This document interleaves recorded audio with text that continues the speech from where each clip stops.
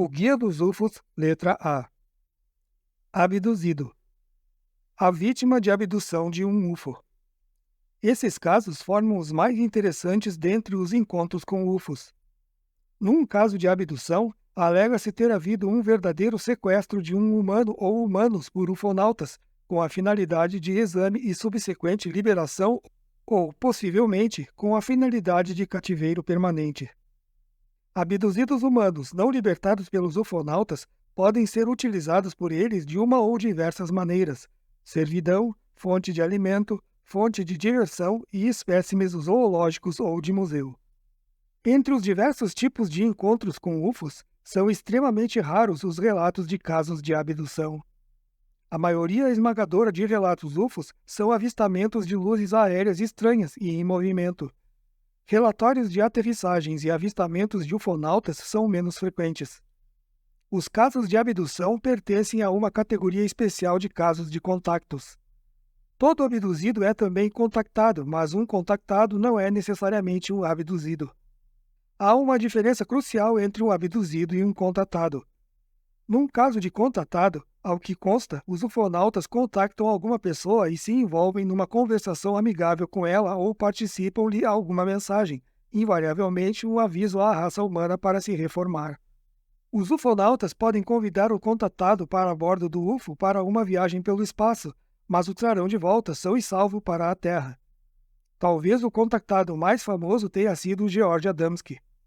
Num caso de abdução, os ufonautas sequestram violentamente vítimas humanas.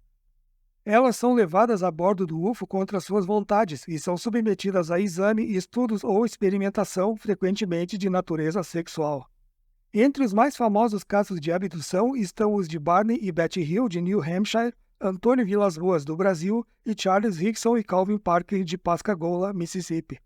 A finalidade por trás dos casos de abdução parece ser um desejo por parte dos ufonautas de violar fisicamente, de alguma forma, a pessoa do abduzido. Contrariamente aos contatados, os abduzidos não são envolvidos, via de regra, em conversações amigáveis, nem lhes é transmitido nenhum conhecimento, predições, saudações ou avisos. Não há meio de saber quantos casos de abdução ocorrem anualmente. Os únicos registrados são os que foram prestados voluntariamente pelos que foram libertados pelos ufonautas. Não há meio de determinar o número de abduzidos que nunca foram libertados. De fato, alguns ufólogos afirmam que muitas das pessoas desaparecidas nos arquivos da polícia podem, na verdade, ser abduzidos. O que acontece com os abduzidos que não são libertados permanece um mistério. A diferença entre os casos de abduzidos e contatados leva à especulação de que podem estar envolvidos dois fenômenos diferentes. Os casos de abdução favorecem fortemente a teoria ufológica extraterrestre. Os ufólogos que compartilham a teoria extraterrestre tendem a dar mais crédito aos casos de abdução, enquanto negligenciam os casos de contatados.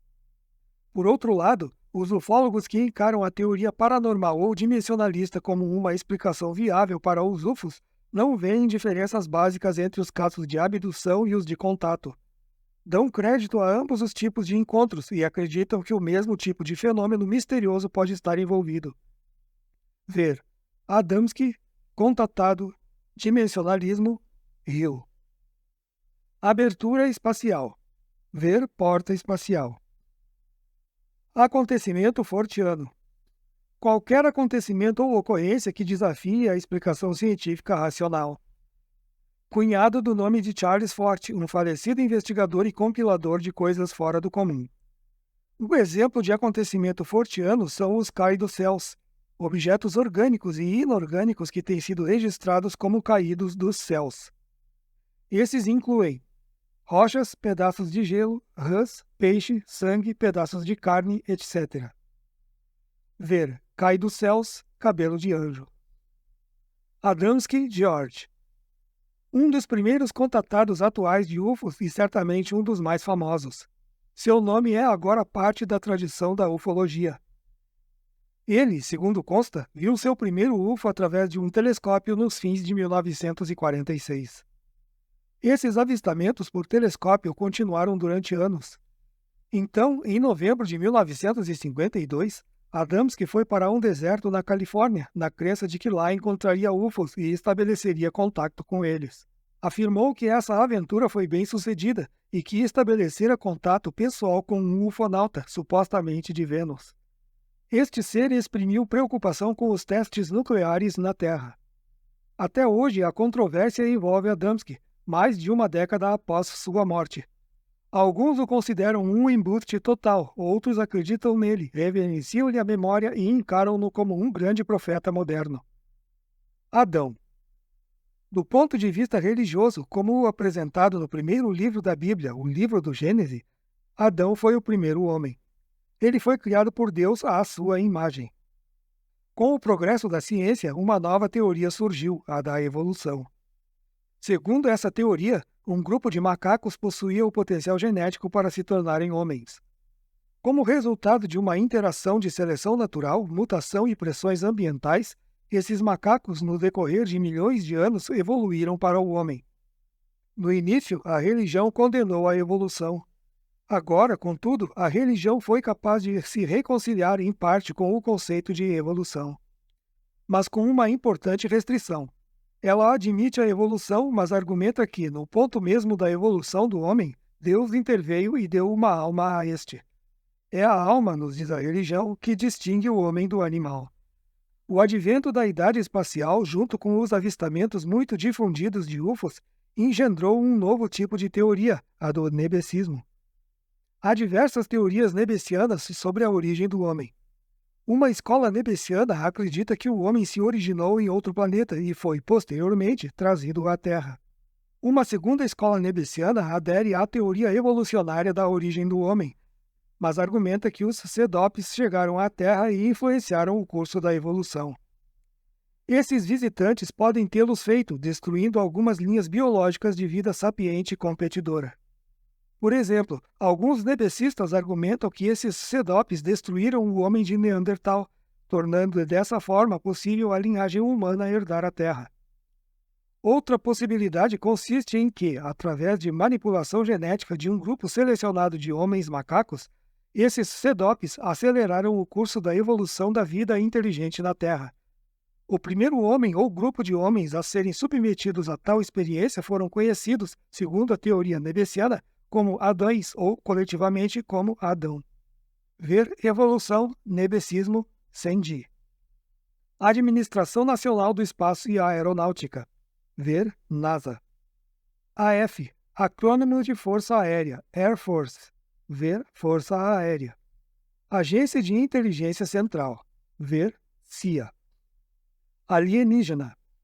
Um termo frequentemente usado pelos ufólogos para designar um ser de outro planeta que visita a Terra. Uma falha importante dessa designação, entretanto, é que ela também é aplicável a pessoas. Pessoas que nascem num país e que emigram e se estabelecem em outro país também são chamadas alienígenas.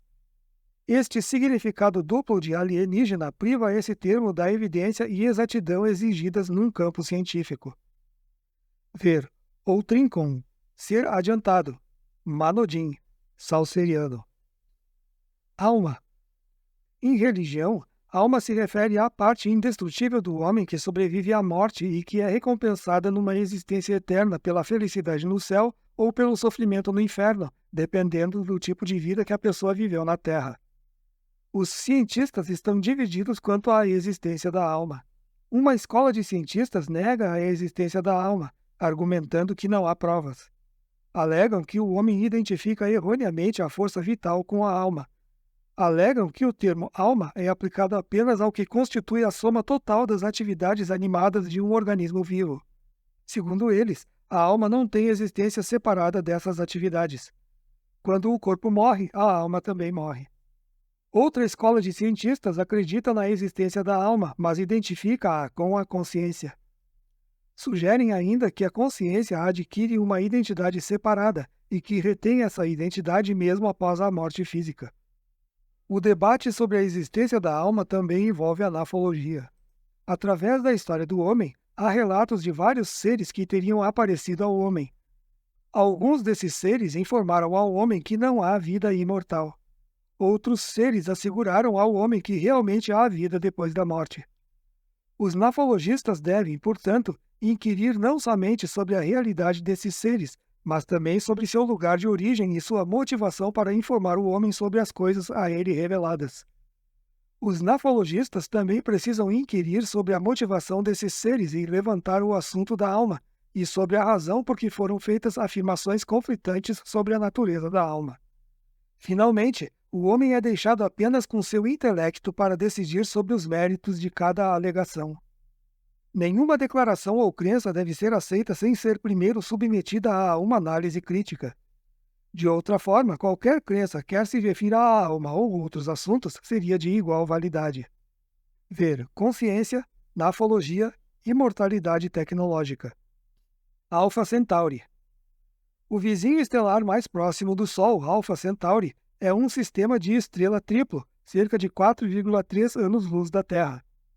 Se os UFOs são realmente de outros sistemas planetários, Alpha Centauri seria o sistema estelar mais próximo do qual os CEDOPs poderiam ter vindo para a Terra. Se esses seres resolveram os problemas apresentados pelas viagens espaciais, pela idade e propulsão, seria possível que viajassem para a Terra sem muita dificuldade. Alucinação. Uma experiência sensorial apesar da ausência de objetos externos para estimular os sentidos. Deve-se distinguir a alucinação de ilusão.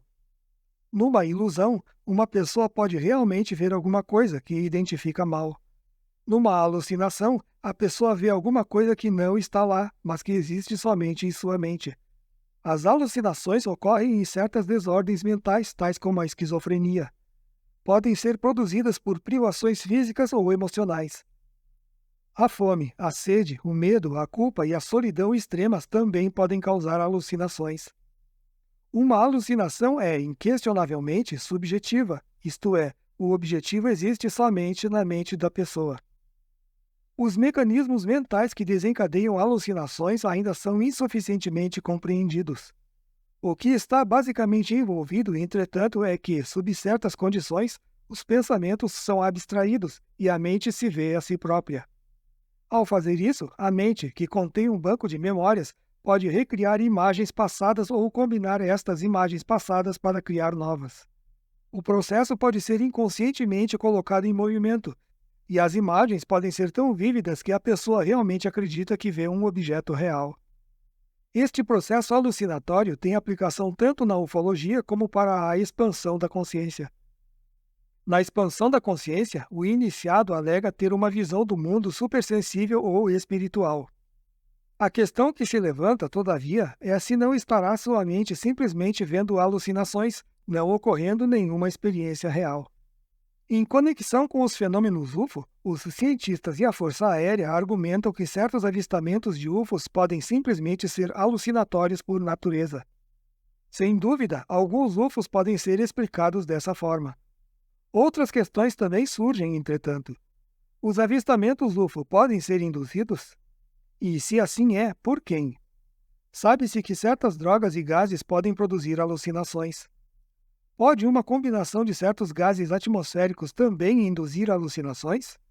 E podem as ondas eletromagnéticas dirigidas ao cérebro também induzi-las? Se a segunda alternativa é possível, surge então a questão de quem poderia ter uma máquina capaz dessa estimulação. Pois para que essa máquina fosse eficiente de maneira clandestina, deveria estar bastante distante do objeto. Tal máquina ainda está atualmente além do know-how tecnológico do homem. O problema das alucinações levanta outro problema relacionado. Reconhecidamente, algumas pessoas realmente têm alucinações de UFOs. Mas seria credulidade demais acreditar que um grande número de pessoas, em diferentes ocasiões e em diferentes locais, pudessem experimentar alucinações semelhantes. Mais ainda, os UFOs têm sido frequentemente avistados e informados por pessoas que não acreditavam neles. Por que, portanto, pessoas que estão conscientes deles, mas não acreditam, deveriam ter alucinações de UFOs? Da mesma forma, por que pessoas que nunca ouviram falar em discos voadores deveriam ter alucinações de UFOs? Por definição, essas alucinações seriam ou muito improváveis ou impossíveis. Isto leva à conclusão que alguma coisa é realmente avistada nos céus. A sugestão de que todos ou a maior parte dos UFOs são alucinações é quase impossível de ser aceita. O tema alucinação é indubitavelmente muito complexo.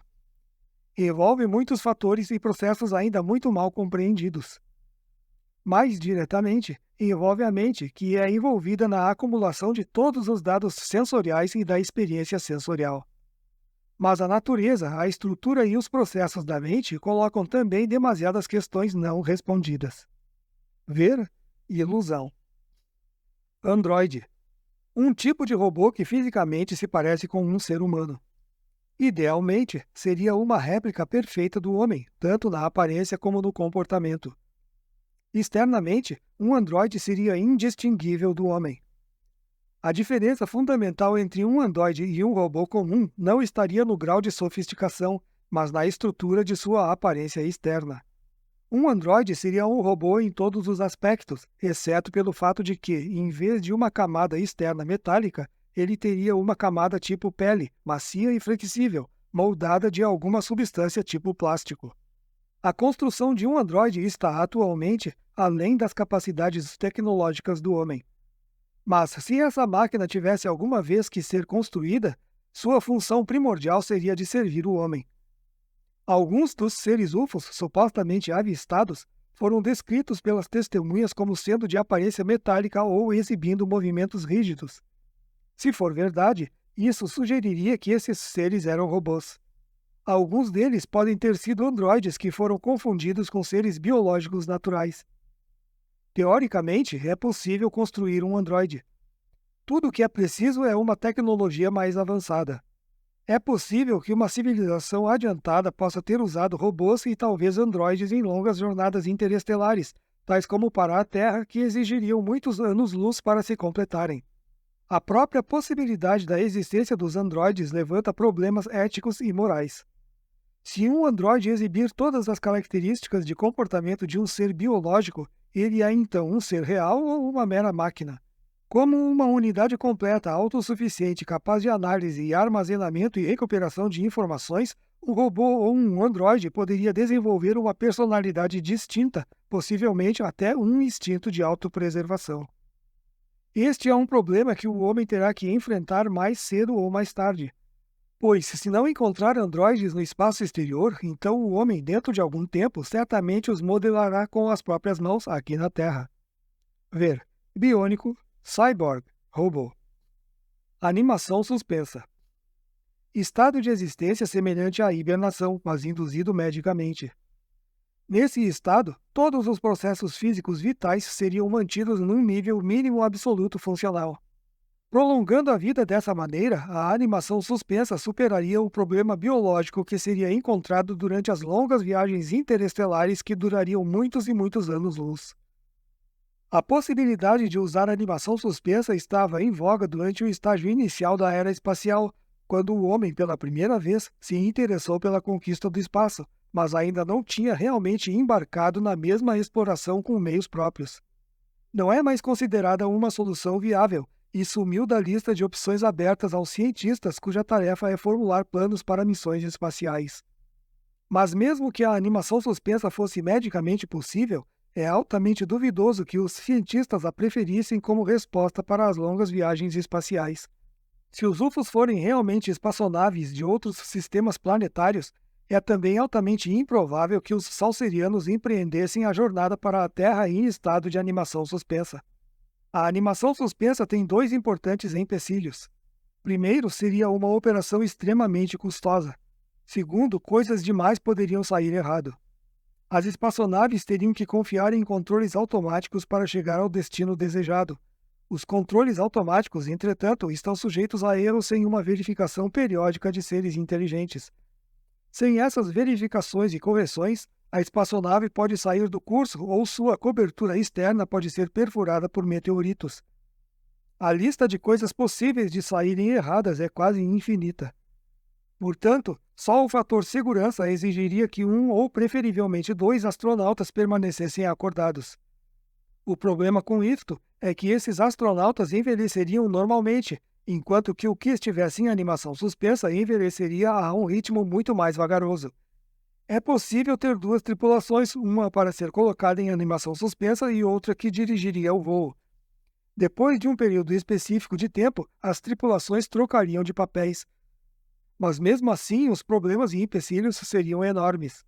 Se alguma coisa saísse errado, por exemplo, talvez não houvesse tempo para acordar a tripulação que estivesse em animação suspensa. Os cientistas estão, portanto, considerando outras possibilidades mais práticas. A viagem espacial interestelar é um problema tanto de biologia como de tecnologia. O aspecto tecnológico é mais fácil de resolver. Contudo, a solução deste aspecto poderia também fornecer a resposta ao problema biológico. Se a espaçonave puder atingir uma velocidade suficientemente alta, então menos tempo seria requerido para fazer a viagem. Isto significaria que, mesmo dentro da atual barreira de vida humana, o homem seria capaz de empreender longas viagens espaciais. Outras alternativas biológicas viáveis sugeridas à animação suspensa são o uso de humanos biônicos e Optimans. O uso de robôs também foi sugerido. A exploração inicial de planetas distantes dentro de nosso sistema solar ou jornadas iniciais a estrelas distantes poderiam ser empreendidas por robôs. Entretanto, a verdadeira meta é que o homem empreenda as jornadas. O homem entrou apenas recentemente na era espacial. Um dia, entretanto, empreenderá uma viagem para outra estrela. Um modo como resolverá o problema biológico colocado por essa jornada será definitivamente respondido nesta época. Ver biônico, Optiman, robô. Animal espacial. Ver zeroide. Anjo. A palavra deriva do grego angelos, significando mensageiro. Nas religiões judaica e cristã, um anjo é alguém de uma classe de seres espirituais assistentes de Deus. Eles, frequentemente, aparecem aos homens, seja em pessoa ou em sonhos, trazendo-lhes a palavra de Deus. Uma teoria ufológica argumenta que o homem antigo confundiu astronautas humanoides com anjos e deuses. Nesta opinião, um anjo não era um ser espiritual, mas antes um ser físico, isto é, um astronauta de outro sistema planetário. Outro ponto de vista é apresentado por ufólogos que aceitam a existência ou de contínuos espaços-tempos paralelos ou de energia inteligente e consciente. Eles acreditam que esses mundos paralelos podem ser habitados por seres inteligentes. Portanto, os dimensionalistas são capazes de aceitar a ideia de anjos como seres ou de uma natureza não material ou de uma natureza física diferente da do homem. Ver dimensionalismo, céu, nebecismo. Ano-luz. Em medição astronômica, um ano-luz é a distância atravessada pela luz em um ano. É usado como unidade para medir distâncias entre as estrelas.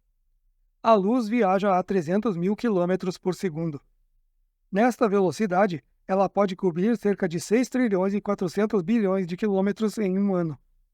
As distâncias envolvidas são imensas e perturbadoras da mente. Ver Blisk, quarentena natural, porta espacial, superespaço, Tachyon, teoria da relatividade. Antártida. O mais misterioso e o menos explorado dos 7 continentes, a Antártida, o quinto maior continente, é coberto de gelo o ano inteiro. Não é propriedade de nenhum país, mas foi separado para finalidades científicas pacíficas. Diversas nações mantêm ali bases de pesquisas. De interesse dos ufólogos é o fato de que os UFOs têm sido ocasionalmente vistos sobre o continente e emergindo ou mergulhando nos oceanos vizinhos, algumas vezes diretamente através do gelo. Isto levou à especulação pelos ufólogos de que possa haver uma base UFO localizada ou em algum lugar no continente, abaixo da superfície ou sob o mar.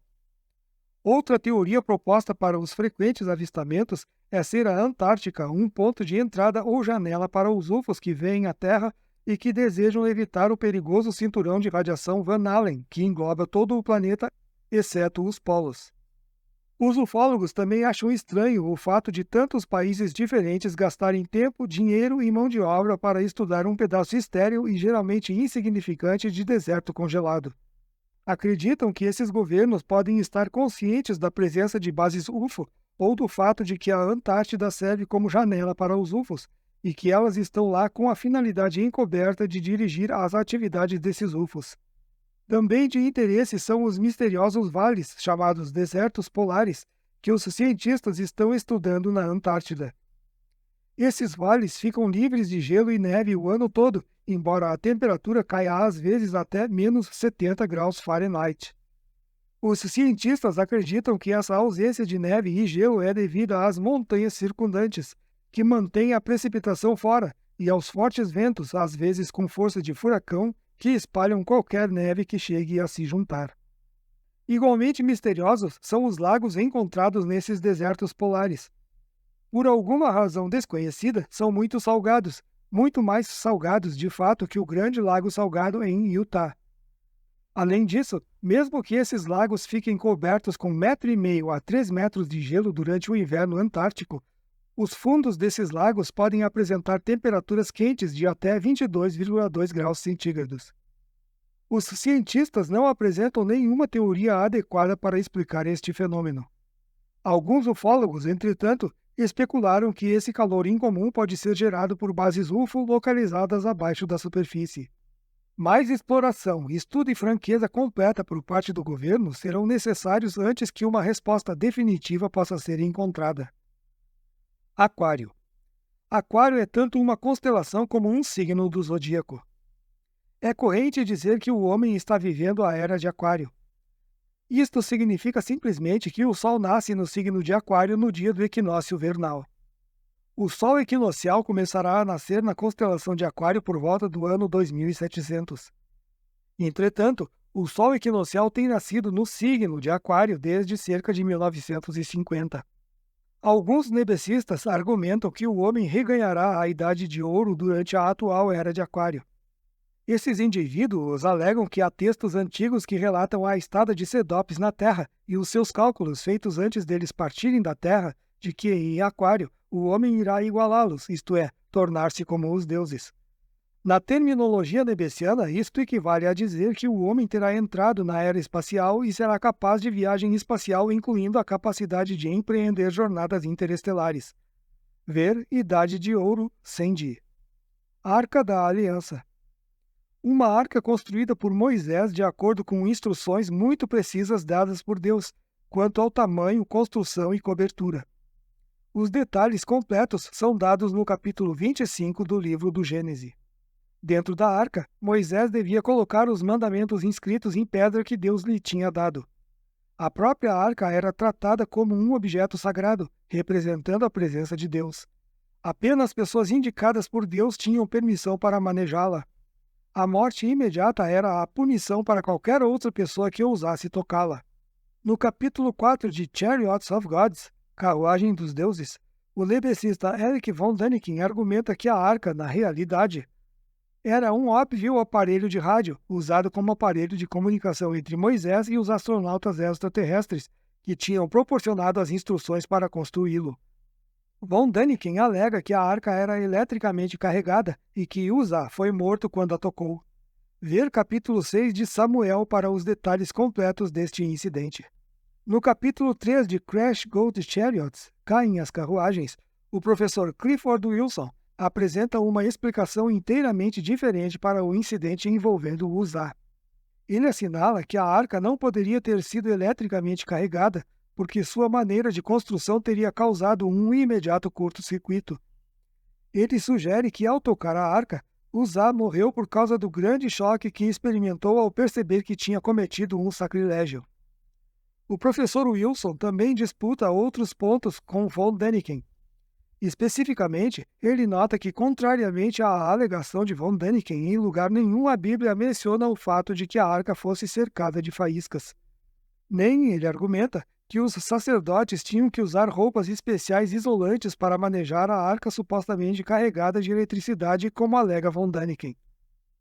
O professor Wilson também apresenta uma entrevista com Jeff Pierce, técnico eletrônico, e mostra por que a arca não poderia ter sido usada como rádio com o qual Moisés se poderia comunicar com a suposta espaçonave que von Däniken pressupôs.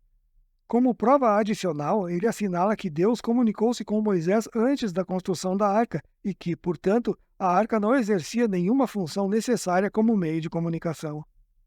Uma discussão crítica semelhante da teoria de von Däniken sobre a arca aparece em Some Trust in Chariots, alguns acreditam em carruagens, editado por Barry Turing e Edgar Castle. Intitulado Excuse Me, Ezequiel, Desculpe-me, Ezequiel, o capítulo foi escrito pelo reverendo Dr. R. A. Cole. Área de flap, ver flap. Área de janela, ver janela. Ares. A 15 de agosto de 1976, a aldeia de Ares, na França, inaugurou um campo de aterrissagem para UFOs. Localizado às margens da Baía de Arcachon, o campo é demarcado por luzes de delimitação. Acredita-se ser este o primeiro espaçoporto público na Terra. Sua finalidade é proporcionar um campo hospitaleiro para os UFOs aterrissarem, na esperança de se poder estabelecer um contato permanente com os ufonautas.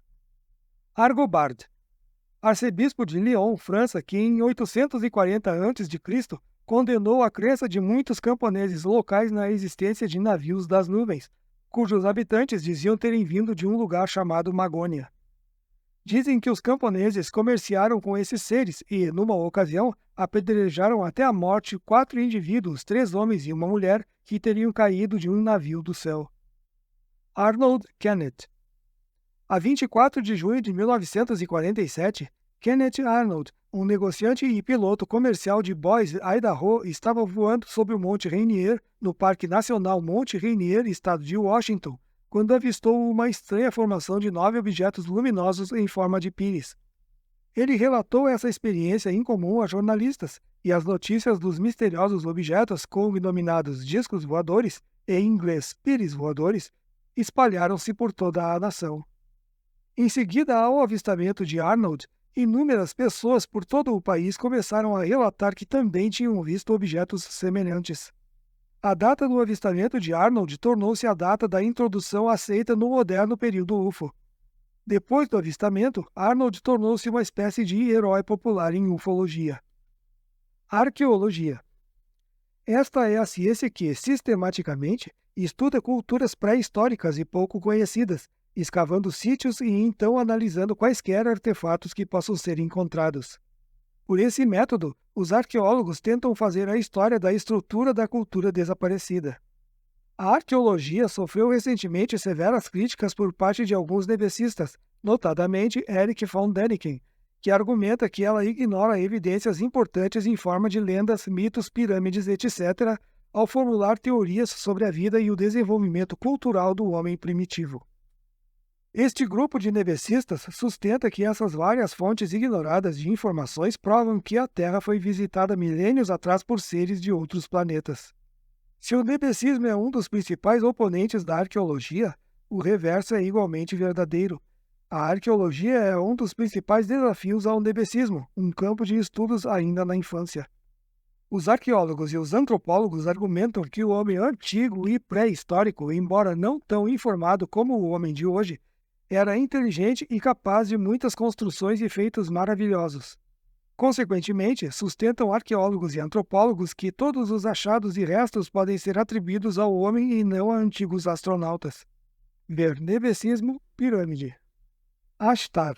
O nome auto-outorgado de uma entidade que contatou por telepatia um grande número de médiuns e contatados UFO. Ashtar frequentemente se apresenta como um membro de alto nível de algo chamado o Conselho Unido da Fraternidade Universal. Frequentemente estimula os contatados a saírem e pregarem para salvar o mundo. Tem um conhecimento íntimo das histórias das vidas dos contatados e, a miúde, faz predições, algumas das quais se realizam, outras não. O nome Ashtar é associado com o de uma deusa pagã canaanita. A existência de Ashtar e de outros semelhantes é frequentemente citada por ufólogos como uma indicação da natureza potencialmente má ou satânica dos UFOs. ASM. Acrônimo de Asas sobre o Mundo. Em seu romance Things to Come, Coisas por Vir, H.G. Wells descreve um mundo arruinado pela guerra e governado por hostis senhores da guerra. Um pequeno grupo de cientistas então une-se e se dedica a restaurar a civilização. Chamam sua organização de Asas sobre o Mundo, ASM, em virtude do fato de eles realizarem sua tarefa voando sobre o planeta. Essa trama tem certos paralelos com o fenômeno UFO. Alguns ufólogos acreditam que os UFOs podem estar empenhados em trabalho de vigilância e em influenciar o homem. O dimensionalista John Keel sugere que pode haver uma verdadeira ASM, que sempre existiu e que influenciou o desenvolvimento do homem desde o tempo que surgiu pela primeira vez. Contudo, Keel não vincula especialmente esta ASM aos UFOs. Embora acredite na realidade dos UFOs, Keel é um campeão da teoria dimensionalista para explicar sua origem. Ver dimensionalismo, UFO. Asteroide. Um dos numerosos corpos pequenos celestes orbitando em redor do Sol entre Marte e Júpiter. Uma teoria diz que os asteroides se formaram da explosão de um planeta localizado entre Marte e Júpiter. Se esta teoria for verdadeira, a ciência teria que determinar então o que causou a explosão. É de se esperar que um exame detalhado dos asteroides em alguma data futura proporcionará respostas mais definitivas quanto à sua origem e natureza. Astroengenharia. Uma consequência do desenvolvimento do aprendizado é o começo das atividades ou projetos de engenharia por parte do homem. A engenharia é a aplicação prática do conhecimento derivado das ciências puras, tais como a física, a química e a biologia. Pontes, túneis, arranha-céus são apenas alguns dos resultados. A engenharia permitiu ao homem conquistar seu meio ambiente, reformando-o de maneira a proporcionar-lhe o máximo de benefícios. Similarmente, ouvimos falar agora de engenharia genética, isto é, a manipulação dos genes a fim de alcançar uma eficiência biológica máxima. O advento da era espacial ampliou os conceitos de engenharia do homem. Quando o homem deu o primeiro passo no espaço, começou a pensar sobre um novo tipo de engenharia. Teoricamente, deveria ser possível ao homem conquistar o ambiente espacial e reformulá-lo. A realização de tais feitos é unicamente um problema de conhecimento. O homem deve primeiro aprender mais sobre o meio ambiente espacial e então decidir o que reformar e como reformar. A possibilidade da engenharia astral ou astroengenharia, isto é, a reforma do meio ambiente do espaço, não é uma ideia nova. Foi sugerido pela primeira vez pelos gregos. Arquimedes, de uma maneira um tanto divertida, anunciou as leis dos mecanismos físicos quando afirmou que se pudesse dispor de um fulcro e de uma alavanca numa posição adequada, poderia mover o mundo. Teoricamente, a astroengenharia já está ao alcance do homem. A energia nuclear e os lasers são capazes de realizar alguns projetos de astroengenharia. Teoricamente, seria possível demolir planetas, mudar planetas para outras órbitas, criar estrelas, etc. Um projeto muito desejável seria a criação de esferas Dyson, que poderiam conter a solução para a deficiência de energia. Atualmente, a maior porta de energia do Sol é desperdiçada. As esferas Dyson poderiam armazenar essa energia e tornar possível seu uso pelo homem. À medida que a ciência e a tecnologia progredirem, o homem se envolverá um dia num programa organizado sistemático de astroengenharia em seu sistema solar.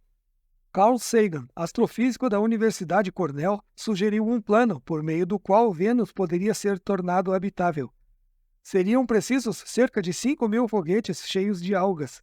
Se as algas fossem despejadas sobre Vênus em quantidade suficiente, essas plantas unicelulares seriam capazes, pelo processo de reprodução, fotossíntese e decomposição, de transformar o meio ambiente do planeta. Dissipariam as pesadas nuvens que pendem sobre o planeta. Através da fotossíntese e da decomposição, as algas libertariam oxigênio, ajudando assim a criar uma atmosfera sustentadora de vida. Uma vez iniciado este processo, criaria uma mudança química contínua até que um meio ambiente adequado fosse criado. A possibilidade da astroengenharia levanta uma questão relacionada. Assumindo que há CDOPs em algum lugar do universo, seria razoável pressupor que eles também estão envolvidos em astroengenharia.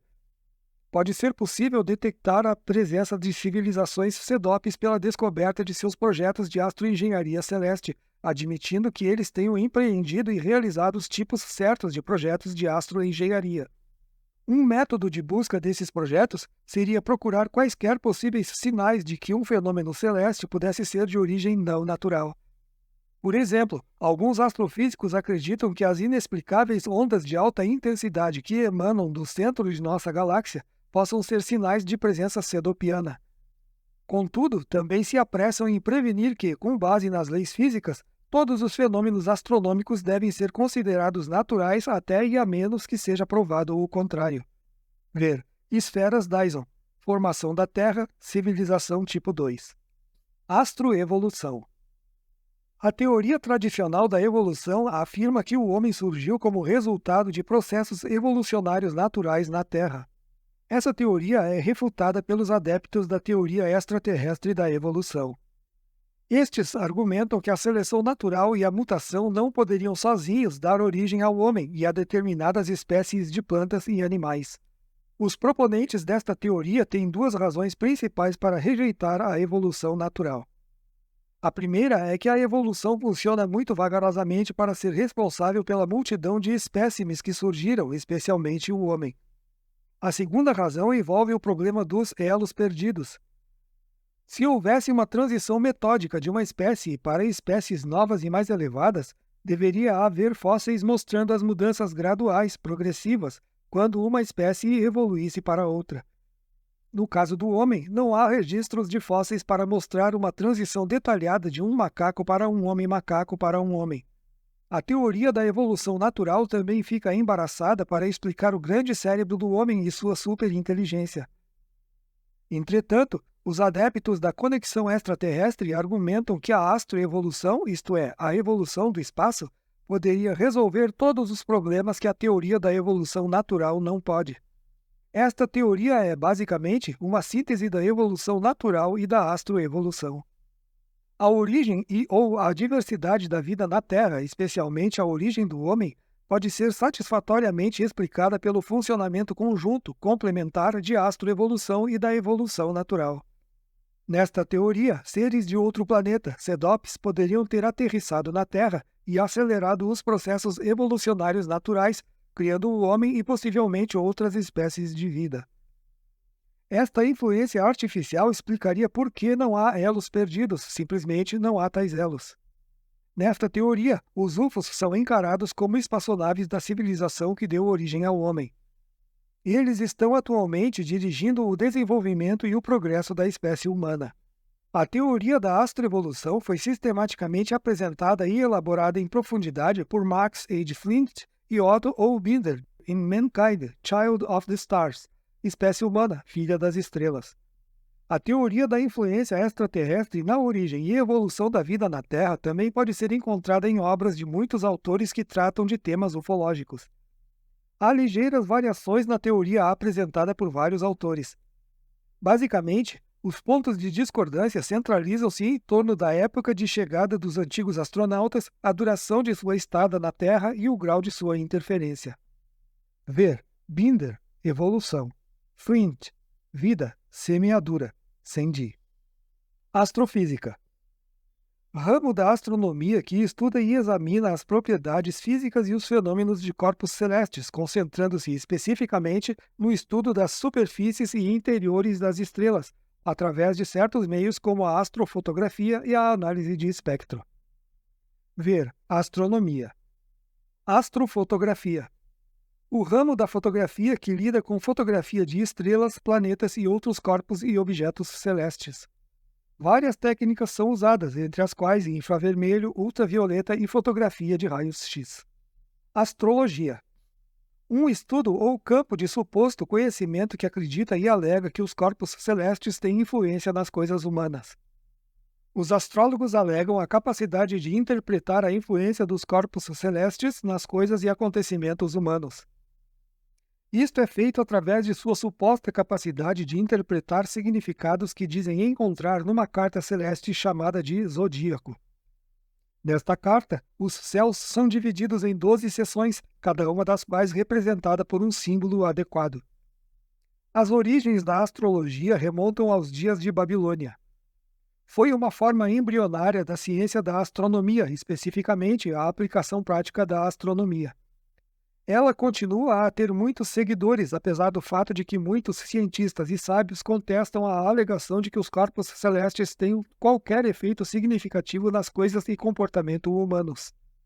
Entretanto, há um efeito até certo ponto. A luz do Sol, por exemplo, afeta a vida na Terra de uma maneira muito direta e real. Em dias brilhantes, ensolarados, as pessoas estão geralmente mais animadas que em dias nublados, chuvosos. Outro exemplo é a lua, que a cultura ocidental identificou como símbolo romântico. Esta influência da lua e do sol, entretanto, é inegavelmente psicológica. Até que ponto essa influência é natural e até que ponto é culturalmente condicionada ainda é outra questão. Portanto, embora o Sol e a Lua pareçam exercer realmente uma influência limitada sobre o comportamento, as estrelas distantes e os planetas parecem não ter nenhuma. Segundo os cientistas e sábios, um dos mais danosos argumentos contra a validade da astrologia é o fato de ela fazer a Terra o centro do universo. Alega-se que outros corpos celestes afetam a vida na Terra e decidem os destinos de homens e países. Mas, se a astrologia é válida, os astrólogos ignoram a possibilidade da Terra ter um efeito correspondente sobre a vida em outros corpos celestes. Isto é importante assinalar porque o homem já visitou outro corpo celeste. Em The Coming of the Gods, A Vinda dos Deuses, Jean Sandy assinala comoventemente que quando Neil Armstrong pisou a superfície da Lua, a Terra tornou-se um corpo celeste que devia afetá-lo. Entretanto, em seu esquema, os astrônomos não levaram a Terra em consideração como corpo celeste capaz de afetar. Sem dúvida, à medida que o tempo passa, a astrologia será modificada para levar isto em consideração. Será interessante ver como as coisas evoluem na astrologia. Enquanto isso, a menos que a astrologia se coloque numa base científica mais sólida, permanecerá nas margens do estudo e do interesse científico. Ver Zodíaco. Astronauta antigo. Um termo usado por ufólogos e outros para se referirem aos extraterrestres que teriam aterrissado na Terra na antiguidade e teriam auxiliado o homem ao longo da senda do progresso e da civilização. Astronauta. Uma pessoa que viaja além da atmosfera da Terra.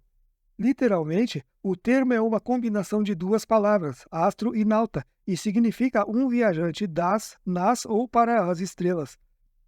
Como termo genérico, pode ser usado para designar todos os seres inteligentes, quer humanos ou outrincons, que viajem no espaço. Especificamente, entretanto, se aplica aos homens espaciais dos Estados Unidos da América.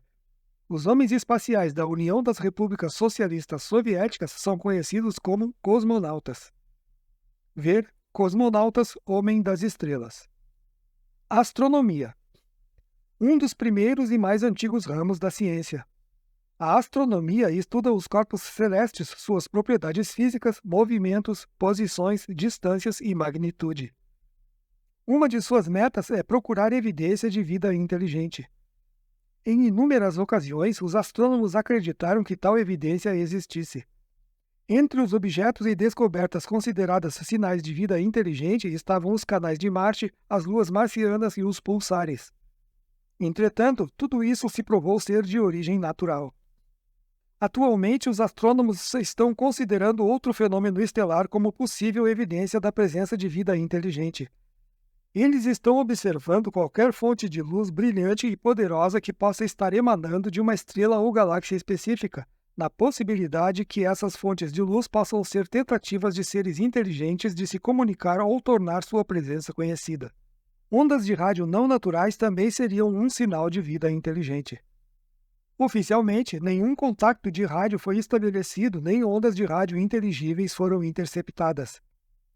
Entretanto, alguns ufólogos, dentre eles o Major Donald E. Keyhoe, acreditam que sinais de rádio inteligíveis não relatados de outras estrelas foram interceptados e possivelmente até decifrados. Ver Fórmula de Green Bank, Luas Marcianas, Projeto OSMA, Pulsar, Civilização Tipo 2. Atlântida. Uma ilha ou continente que se supunha existir no Atlântico Norte. Os acadêmicos duvidam que a ilha tenha jamais existido. A única referência antiga à Atlântida é registrada por Platão em duas obras, Timeus e Critias, mas mesmo ele admite que soube por ouvir falar. Isto torna a discussão do assunto extremamente complexa, porque é baseada na existência de fatos não verificados. Durante milênios, inúmeras lendas, mitos e crenças surgiram em torno da Atlântida. São numerosas demais para registrar. De fato, mais de 100.000 artigos, livros e relatos de jornais apareceram sobre esse continente afundado. Até hoje existe um grupo de crentes radicais que sustentam que a Atlântida existiu ou ainda existe ou existirá. Há 6 teorias principais sobre Atlântida. Cada teoria será resumidamente considerada. A primeira teoria afirma que a Atlântida nunca existiu e que as alegações sobre sua existência são fantasias e mitos. A segunda teoria sustenta que ela realmente existiu, mas que os atlantes basicamente não eram culturalmente diferentes das outras cidades gregas. A ilha de Tera, no Mar Egeu, é frequentemente citada como uma possível localização da Atlântida. A terceira teoria afirma que a Atlântida era um estado supertecnológico. Enquanto o resto dos habitantes do mundo trabalhavam a terra com o arado e as mãos e singravam os perigosos oceanos em navios de madeira, supunha-se que os habitantes da Atlântida tinham possuído máquinas capazes de voar e de realizar outros feitos maravilhosos. Os atlantes eram grandemente adiantados nos campos biológico e médico e teriam realizado experiências biogenéticas em cobaias humanas. Bastante adequadamente, um dos produtos dessas experiências, sustenta essa teoria, foi a criação de porcos. Asterisco. Cobaia em inglês é guinea pig, daí o adequamento. Nota do tradutor. Segundo essa opinião, os porcos teriam surgido de humanos mutantes. Se verdade, isto significa, é claro, que cada vez que as pessoas comem porco, cedem a uma espécie de canibalismo. A quarta teoria afirma que a Atlântida estava localizada num outro planeta. Consequentemente, os atlantes eram Sedapes. O homem primitivo, que não poderia compreender a existência do voo aéreo ou da viagem espacial, confundiu os atlantes quando contaram aos homens seu lugar de origem. O homem primitivo acreditou que eles eram de alguma terra quando de fato os atlantes se referiam a um outro planeta. A quinta teoria sustenta que a Atlântida ainda existe como civilização subterrânea. Ela pressupõe a existência de uma civilização subterrânea que existe abaixo da superfície do planeta. Segundo essa teoria, os UFOs se originam dessa civilização subterrânea. Da mesma forma, diz-se que alguns dos mais infelizes acidentes de minas são causados pelos habitantes desse mundo subterrâneo, que se ressentem da intrusão dos habitantes da superfície. A sexta teoria sustenta que a Atlântida era tão adiantada tecnologicamente que os atlantes eram capazes de elevar seu índice vibratório e que toda a civilização desapareceu num nível de frequência mais elevado de existência. O universo paralelo é considerado como sendo fisicamente superior ao nosso contínuo espaço-tempo. Algum dia, afirmam, a espécie humana também vibrará nesse plano mais elevado de existência. Segundo esta teoria, os UFOs se originam desse mundo paralelo para orientar o progresso do homem. Todas as teorias concordam que o tridente era o símbolo da Atlântida, um trecho interessante de informação, porque o tridente também tem sido associado com os UFOs. Outra crença compartilhada por muitos é que os atlantes eram literalmente pele vermelhas, no sentido oposto ao do bronzeado pelo sol. Mesmo entre os que acreditam que a Atlântida existiu, há uma grande diversidade de opinião quanto ao que exatamente aconteceu à ilha ou continente. Os que sustentam que a Atlântida foi destruída alegam que tal destruição ocorreu de uma das 3 maneiras seguintes. A destruição nuclear é considerada uma possibilidade. Uma catástrofe natural inesperada é outra explicação. Relacionada com essas duas, mas separada, é a causa moral. O abismo moral no qual os atlantes afundaram teria afetado e pervertido tanto sua ciência e tecnologia que sua corrupção moral foi a causa de sua destruição. Essa destruição, segundo esse ponto de vista, teria ocorrido através de devastação nuclear ou como resultado da revolta dos povos subjugados. Alguns acreditam que traços da Atlântida foram encontrados abaixo do mar ou que ainda existem remanescentes. Os Açores são considerados o que resta do outrora grande e poderoso continente da Atlântida. Sugere-se que os bascos dos Pirineus, por serem diferentes e sem ligação com qualquer outro povo europeu, são os possíveis descendentes dos Atlantes. A Atlântida é um assunto fascinante. Sua existência tem sido debatida por séculos e, sem dúvida, continuará a ser debatida no futuro. Os elementos na história da Atlântida que se relacionam com os UFOs são de interesse específico para os ufólogos. Em resumo, como assunto, a Atlântida forma uma ponte entre o histórico, o mitológico e o oculto. Ela também se limita e envolve com os misteriosos UFOs. Ver. Mu, universo paralelo. Tridente, UFO. Autoconscientização. Ver, consciência. Autoconsciência. Ver, consciência. Avro. Nos inícios de 1950, as Forças Armadas dos Estados Unidos da América começaram a construir secretamente uma aeronave com formato de disco. Essas aeronaves foram construídas pela Corporação Avro canadense. As aeronaves Avro constituíram um fracasso completo. A 24 de junho de 1960, o Exército declarou oficialmente que o avião Avro podia elevar-se apenas uns poucos pés, que sua velocidade máxima era uns escassos 50 e poucos quilômetros/hora e que o avião era de difícil controle. O Exército, a Marinha e a Força Aérea tinham gasto 10 milhões de dólares no projeto Avro antes de finalmente admitirem o fracasso e cancelá-lo. A aeronave Avro tem uma interessante conexão com os UFOs. A aeronave recebeu publicidade pela primeira vez em 1955. Os avistamentos de UFOs em larga escala tinham continuado por uma década. O público estava vagarosamente chegando à conclusão que os UFOs poderiam ser espaçonaves de outros planetas ou galáxias. A Força Aérea, oficialmente encarregada de investigar os UFOs, negou sua origem extraterrestre.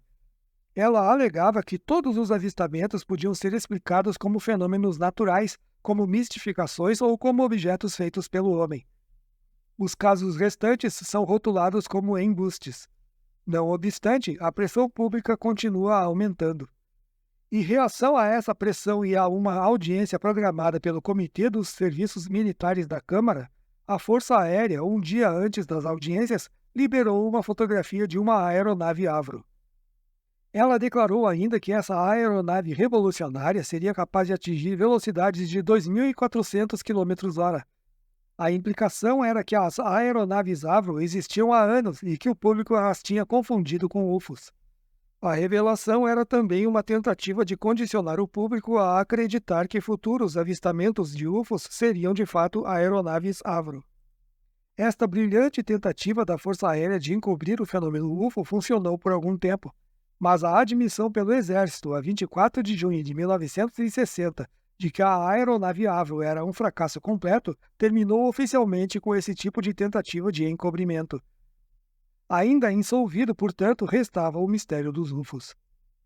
Ver Força Aérea, UFO.